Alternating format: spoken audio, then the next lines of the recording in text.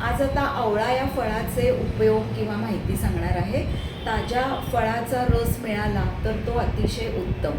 ताजा आवळ्याचा रस 1 मोठा चमचा आणि ओल्या हळदीचा रस 1 मोठा चमचा हे मिश्रण रोज सकाळी रिकाम्या पोटी घेतलं असता रक्तातील साखरेचं प्रमाण कमी व्हायला उपयोग होतो।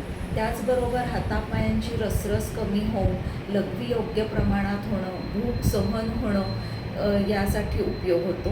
वरील मिश्रणामध्ये 2 चमचे कारल्याचा रस घातला असता साखरेचं प्रमाण कमी होण्यास अजून उपयोग होतो आणि मधुमेही रुग्णांना त्याचा फायदा होतो। आवळा केसांसाठी, तुमच्या त्वचेसाठी अतिशय उपयुक्त असतो।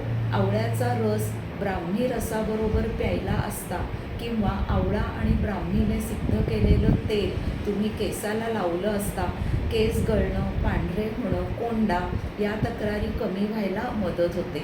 त्याचबरोबर आवळा हा तुमच्या त्वचेसाठी सुद्धा अतिशय उपयुक्त असतो। सुक्या फळाचा वापर अनेक ठिकाणी केला जातो।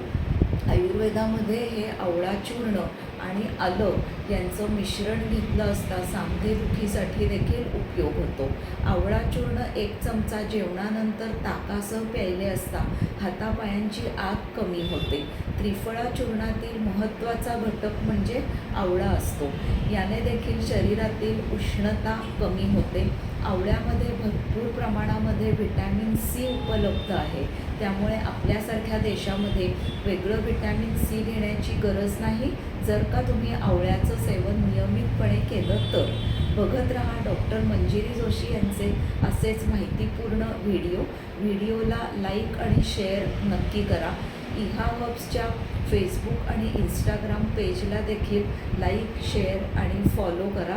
याचबरोबर इहा हब्सच्या यूट्यूब चॅनलला देखील सबस्क्राईब करा, जेणेकरून पब्लिश होणाऱ्या नवीन व्हिडिओजची आपल्याला माहिती कळत राहील। आपल्या काही शंका असतील तर मला मेसेज जरूर करा, नंबर कॅप्शनमध्ये दिलेला आहे।